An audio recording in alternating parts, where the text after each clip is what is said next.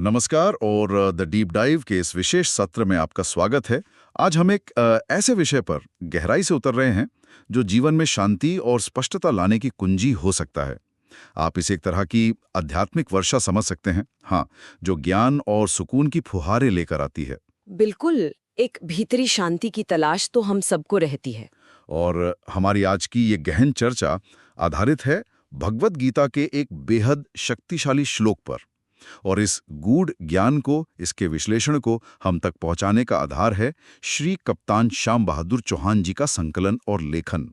हम उनके काम से ही ये महत्वपूर्ण बिंदु समझ रहे हैं। जी, उनका प्रयास सराहनीय है। हमारा मकसद है इस प्राचीन ज्ञान को आज के जीवन के लिए प्रासंगिक बनाना, देखना कि ये हजारों साल पुरानी बातें आज हमारी भागदौड़ भरी जिंदगी में कैसे काम आ सकती हैं, कैसे ये मानव कल्याण का मार्ग दिखा सकती हैं। हाँ, यही सबसे जरूरी है, सिद्धांत को व्यवहार में लाना। तो चलिए अब सीधे चलते हैं गीता के अध्याय 4 ज्ञान कर्म संन्यास योग के उस श्लोक पर, श्लोक संख्या 39, जो आज हमारी चर्चा का केंद्र है। जरूर। तो सबसे पहले मैं इस श्लोक को इसके मूल संस्कृत रूप में प्रस्तुत करती हूँ, फिर हम इसके उच्चारण पर भी ध्यान देंगे। संस्कृत मूल: श्रद्धावान लभते ज्ञानम तत्परः संयतेन्द्रियः ज्ञानम लब्ध्वा पराम शांतिम अचिरेणा अधिगच्छति।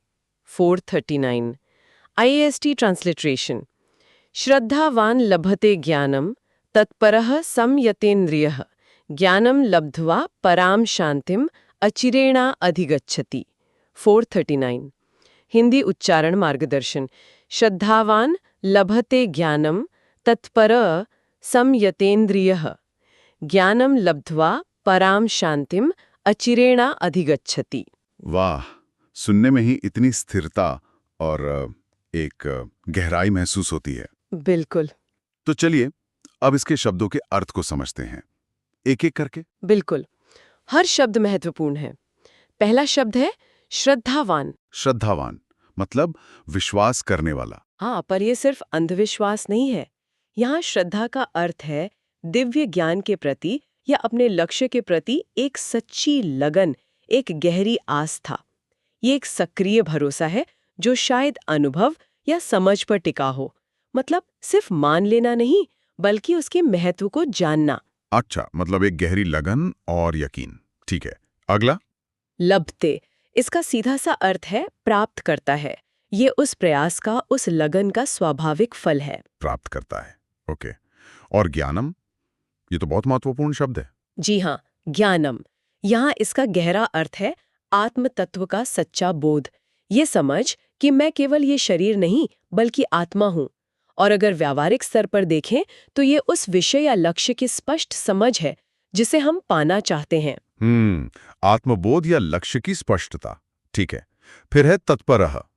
तत्परः यानी उस ज्ञान प्राप्ति के लिए या लक्ष्य के लिए पूरी तरह से समर्पित, एकनिष्ठ, जिसका पूरा ध्यान उसी पर लगा हो। फोकस्ड, पूरी तरह से। हाँ, बिल्कुल, विचलित न होने वाला। फिर आता है संयमितेन्द्रियः। संयतेन्द्रियः, ये सुनने में थोड़ा मुश्किल लगता है।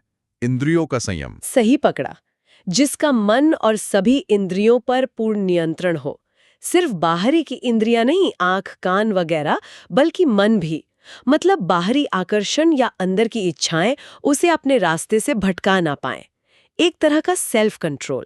मन और इंद्रियों पर नियंत्रण। हाँ। अच्छा, तो ये 3 गुण हो गए: श्रद्धावान, तत्परः, संयतेन्द्रिय।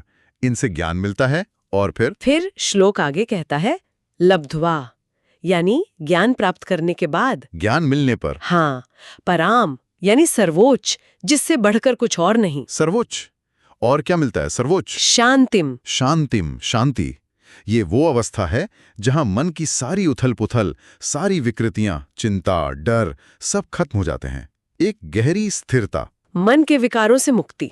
और ये कब मिलती है? अचिरेण। अचिरेण यानी शीघ्र ही, बिना किसी देर के।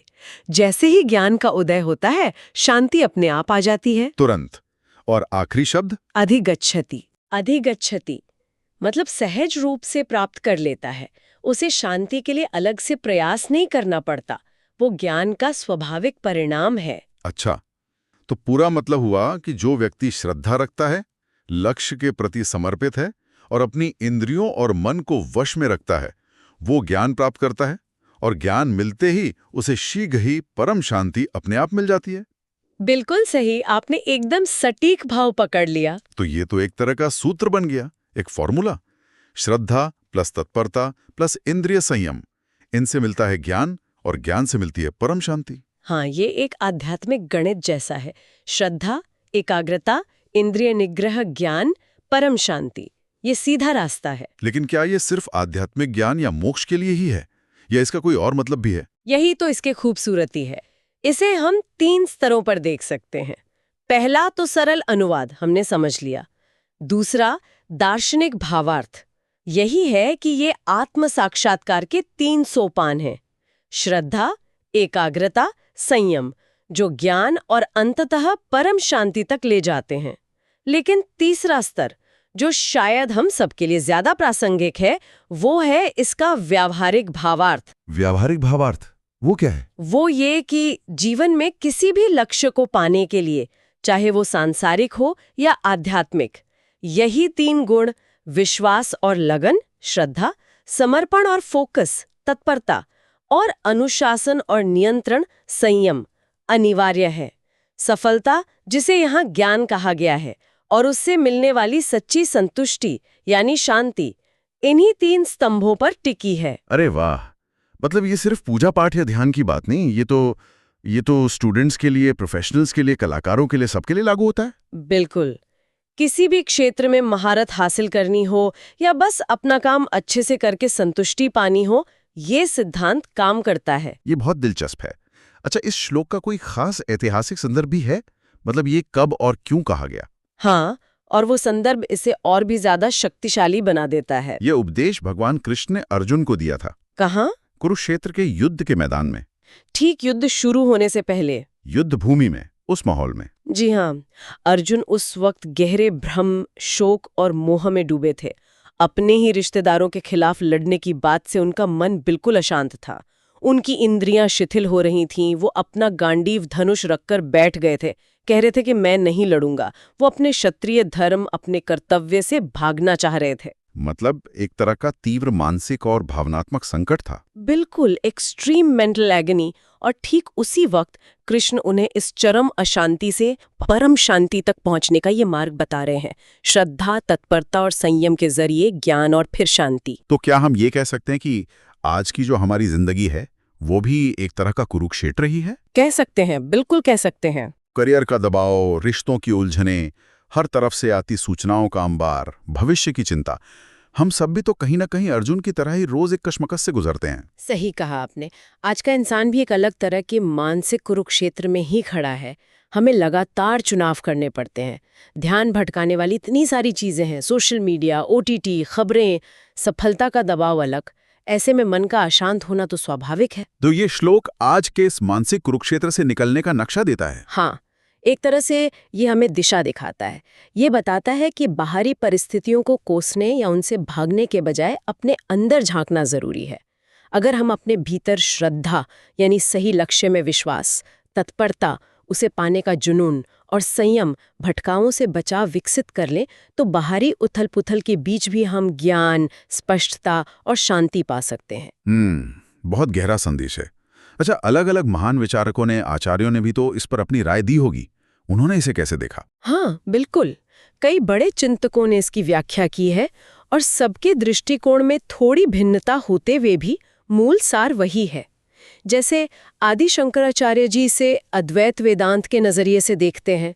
उनके लिए श्रद्धा है गुरु और वेदांत वाक्यों में विश्वास, तत्परता है ब्रह्म ज्ञान में एक निष्ठता, और संयम है इंद्रियों को बाहरी विषयों से हटाकर मन को आत्मा में स्थिर करना। इससे मिलता है आत्मज्ञान, और वही है परम शांति यानी मोक्ष। अच्छा, और रामानुजाचार्य जी, उनका विशिष्टाद्वैत दर्शन इसे कैसे देखता है? रामानुजाचार्य जी इसे भक्ति के रंग में देखते हैं। उनके लिए श्रद्धा है भगवान विष्णु या उनके अवतारों में अटूट विश्वास और प्रेम। तत्परता है उन्हें पाने की तीव्र इच्छा, उनकी सेवा की उत्सुकता, और संयम है अपनी इंद्रियों को सांसारिक भोगों से हटाकर भगवान की सेवा में लगाना। इससे भगवत स्वरूप का ज्ञान होता है और अंततः वैकुंठ प्राप्ति, जो उनके लिए परम शांति है। मतलब एक ज्ञान मार्ग से देख रहा है, दूसरा भक्ति मार्ग से। हाँ, और अगर हम आधुनिक समय के विचारकों को देखें, जैसे स्वामी विवेकानंद, तो उन्होंने इसे और भी व्यवहारिक बना दिया। उनके लिए श्रद्धा का मतलब था खुद पर विश्वास रखो, अपनी अंदरूनी शक्तियों पर विश्वास। तत्परता यानी अपने चुने हुए लक्ष्य के प्रति जुनून, उसके लिए सब कुछ लगा देना। और संयम यानी अपनी मानसिक और शारीरिक शक्तियों को विकसित करना, इच्छा शक्ति को मजबूत बनाना। यही वो ज्ञान है जिससे चरित्र बनता है, व्यक्ति मजबूत होता है और राष्ट्र निर्माण होता है। स्वयं पर विश्वास, ये तो बहुत शक्तिशाली विचार है। जी, और एक और उदाहरण ले, स्वामी चिन्मयानंद जी का। उन्होंने तो इसे एक बहुत ही सरल रोजमर्रा के उदाहरण से समझाया।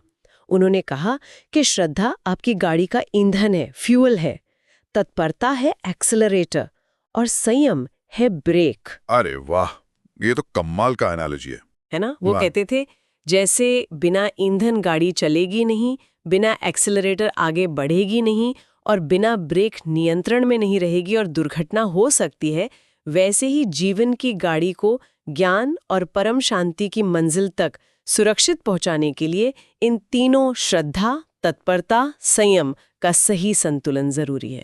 ये कार वाला उदाहरण तो एकदम दिमाग में बैठ गया। बहुत खूब।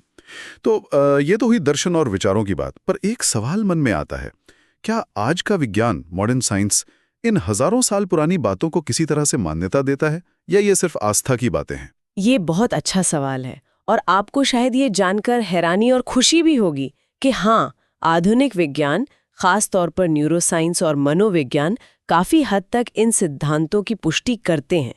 भले ही वो अलग शब्दावली इस्तेमाल करते हों, पर मूल भावना वही है। सच में? कैसे? ये तो सुनना पड़ेगा। न्यूरोसाइंस कैसे? देखिए, श्लोक में तत्परः की बात है, यानी एकाग्रता, फोकस। न्यूरोसाइंस बताता है कि जब हम किसी चीज पर ध्यान केंद्रित करते हैं, तो हमारे मस्तिष्क का अगला हिस्सा, जिसे प्री फ्रंटल कॉर्टेक्स कहते हैं, वो सक्रिय होता है। यही हिस्सा हमारी planning, decision making, problem solving और इम्पल्स कंट्रोल यानी आवेगों को नियंत्रित करने के लिए जिम्मेदार है। ध्यान जैसी तकनीकें, जो तत्परता का ही अभ्यास है, इस हिस्से को मजबूत करती हैं। अच्छा, और संयत इंद्रिय संयम का क्या कनेक्शन है? इंद्रिय संयम या भावनाओं पर नियंत्रण, ये हमारे दिमाग के एक हिस्से एमिगडाला से जुड़ा है, जो डर और गुस्से जैसी तीव्र भावनाओं का केंद्र है। जब हम संयम का अभ्यास करते हैं, जैसे गुस्से को काबू करना या लालच को रोकना, तो एमिगडाला की अनावश्यक सक्रियता कम होती है। इससे तनाव घटता है, मन शांत होता है। माइंडफुलनेस का अभ्यास यही सिखाता है। यानी ध्यान और माइंडफुलनेस वैज्ञानिक रूप से दिमाग पर असर डालते हैं। बिल्कुल, और ये असर मेजरेबल है, ब्रेन स्कैन्स में देखा जा सकता है। अब आते मनोविज्ञान पर। हाँ, साइकोलॉजी क्या कहती है श्रद्धा के बारे में? मनोविज्ञान में श्रद्धा को हम आशावाद, ऑप्टिमिज्म, विश्वास, बिलीफ और यहाँ तक कि प्लेसिबो इफेक्ट से भी जोड़ सकते हैं। पॉजिटिव साइकोलॉजी मानती है कि आशावादी होना, चीजों के अच्छे होने में विश्वास रखना, मानसिक स्वास्थ्य के लिए बहुत जरूरी है। ये हमारी तनाव सहने की क्षमता, जिसे रेजिलियंस कहते हैं, उसको बढ़ाता है।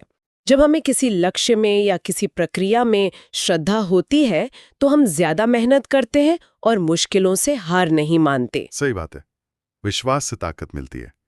और वो जो श्लोक का अंतिम भाग है, हाँ, ज्ञानम लब्ध्वा परम शांतिम, ज्ञान से शांति मिलना, ये तो कॉग्निटिव बिहेवियरल थेरेपी का मूल सिद्धांत ही है। सीबीटी क्या सिखाती है कि हमारी भावनाएं हमारे विचारों से पैदा होती हैं। अगर हमारे विचार नकारात्मक या गलत हैं, इसे अज्ञान कह सकते हैं, तो हमें दुख, चिंता, अशांति महसूस होती है। जब हम इन गलत विचारों को पहचानना सीखते हैं और उन्हें तर्कसंगत सकारात्मक विचारों यानी ज्ञान से बदलते हैं, तो हमारी भावनाएं भी बदलती हैं और हमें शांति मिलती है। तो ज्ञान से शांति पाना एक स्थापित मनोवैज्ञानिक प्रक्रिया है।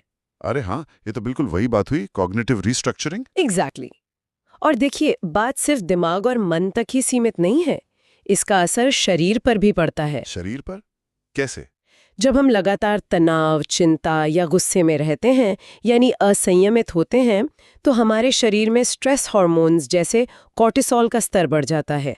ये लंबे समय में हमारे दिल, इम्यून सिस्टम, पाचन तंत्र सबके लिए हानिकारक है। इसके विपरीत जब हम संयम, एकाग्रता और शांति का अभ्यास करते हैं तो कॉर्टिसोल का स्तर कम होता है, ब्लड प्रेशर नियंत्रित रहता है, इम्यून सिस्टम बेहतर काम करता है, तो तन और मन दोनों स्वस्थ रहते हैं। कमाल है। मतलब ये हजारों साल पुराना एक श्लोक आज के न्यूरोसाइंस, साइकोलॉजी और बायोलॉजी से भी जुड़ता है। ये तो वाकई अद्भुत है। तो अब सबसे महत्वपूर्ण सवाल पर आते हैं। ये सब सुनने में बहुत अच्छा लग रहा है, लेकिन हम, मतलब एक आम इंसान, इस ज्ञान को अपनी रोजमर्रा की जिंदगी में कैसे उतारें? इसे प्रैक्टिकल कैसे बनाएं? हाँ, ये सबसे अहम है। और अच्छी बात यह है कि इसके लिए कोई पहाड़ नहीं खोदना है। छोटे छोटे बदलावों से शुरुआत की जा सकती है।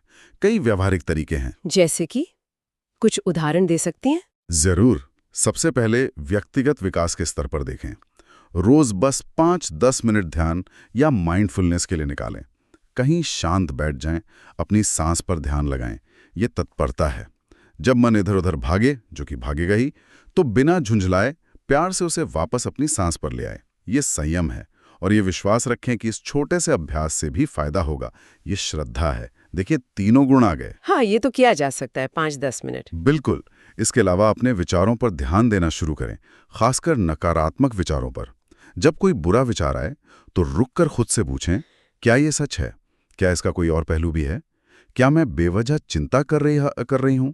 ये अपने अज्ञान को चुनौती देना है और सही समझ, ज्ञान विकसित करना है, जिससे अपने आप शांति बढ़ेगी। अपने विचारों का अवलोकन करना। और रिश्तों के बारे में क्या? परिवार में, दोस्तों के साथ? गुणों को देखना, उसे सम्मान देना।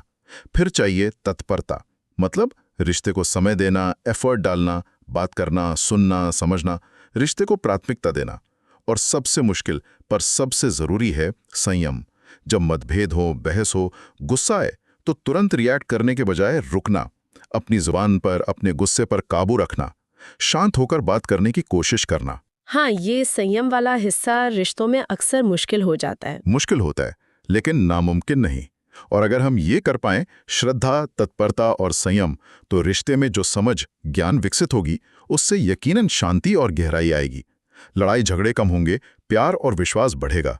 और आपने पहले घर संभालने वाली महिलाओं का जिक्र किया था, जिन्हें हम समाज की रीढ़ भी कहते हैं।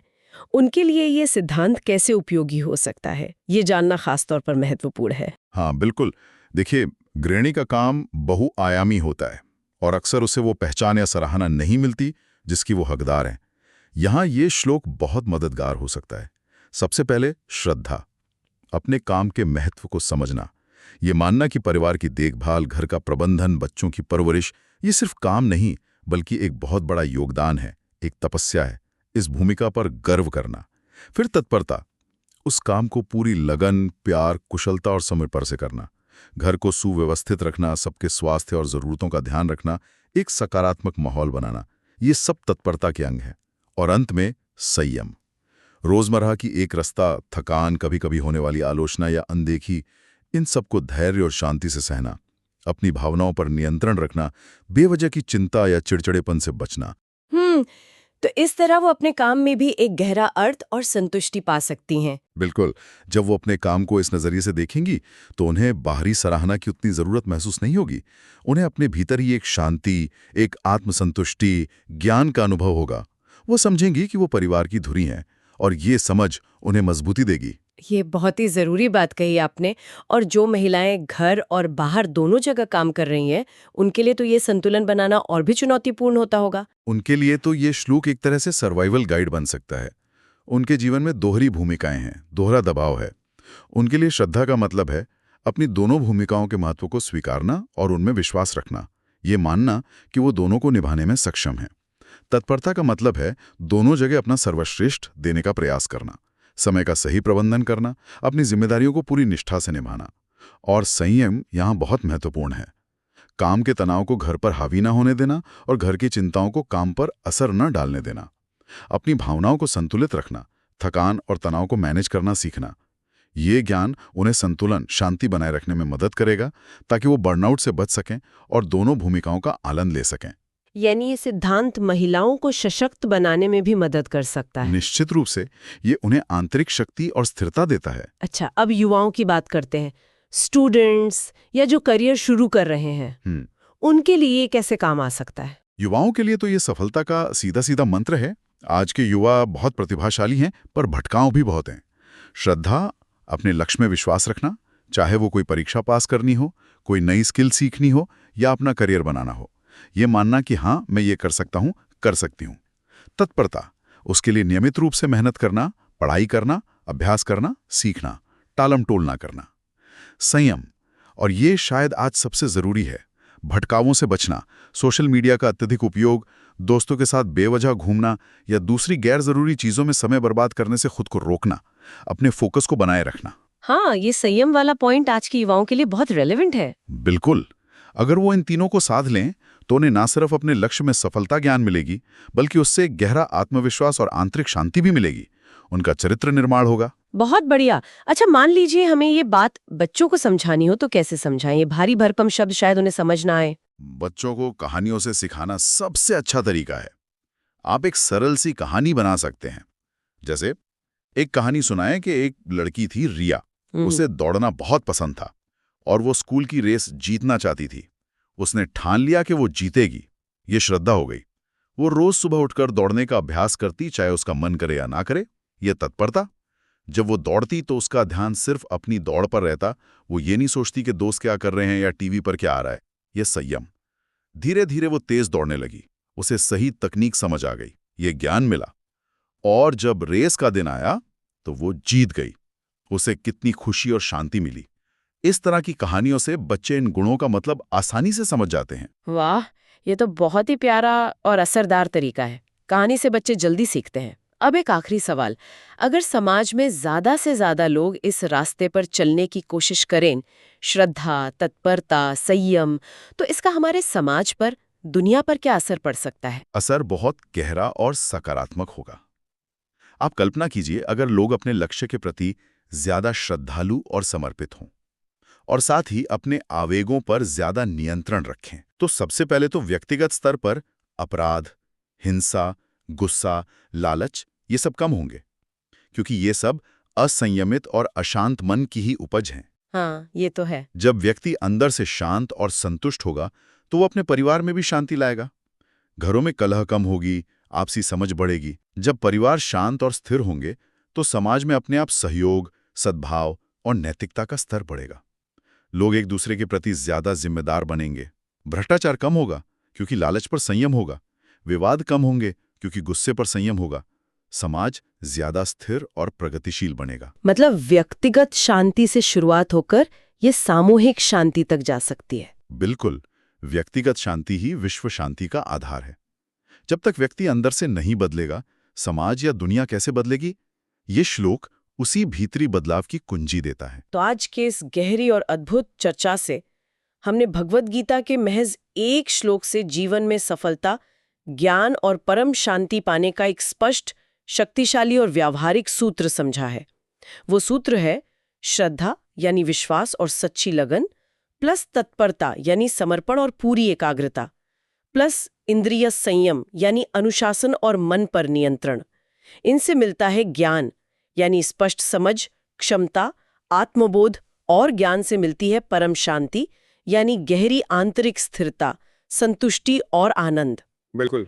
और ये याद रखना बहुत जरूरी है कि ये सिर्फ कोई आध्यात्मिक उपदेश नहीं है जो सिर्फ साधु संतों के लिए हो। ये एक व्यवहारिक मनोविज्ञान है, एक जीवन जीने की कला है, एक सफलता का विज्ञान है, जिसे हम में से हर कोई अपनी रोजमर्रा की जिंदगी में किसी भी क्षेत्र में, किसी भी भूमिका में अपना सकता है। और इस प्राचीन गहन ज्ञान को इतने स्पष्ट, विस्तृत और व्यावहारिक रूप में हम तक पहुंचाने वाले इस विश्लेषण का आधार, जैसा हमने शुरू में कहा, श्री कप्तान श्याम बहादुर चौहान जी का संकलन और लेखन है। हम उनके आभारी हैं। जी हाँ। और अब श्रोताओं के लिए हम एक छोटा सा विचार छोड़ जाते हैं। जरा सोचिए, आपके अपने जीवन का वो कौन सा एक पहलू है, शायद आपका स्वास्थ्य, कोई खास रिश्ता, आपका काम या कोई आपकी व्यक्तिगत आदत, जहां आज से ही, अभी से ही श्रद्धा, तत्परता और संयम का थोड़ा सा, बस जरा सा अभ्यास शुरू कर सकते हैं। बस एक छोटा कदम उठाकर देखिए। क्या पता ज्ञान और शांति का वो अनुभव जिसकी हम सब तलाश में हैं, आपकी सोच से कहीं ज्यादा करीब हो। इस पर विचार जरूर कीजिएगा। बहुत ही सुंदर विचार। इस बेहद ज्ञानवर्धक और प्रेरणादायक चर्चा में शामिल होने के लिए आपका बहुत बहुत धन्यवाद। अगली बार फिर मिलेंगे द डीप डाइव में एक नए विषय की गहराइयों में उतरने के लिए। तब तक के लिए नमस्कार।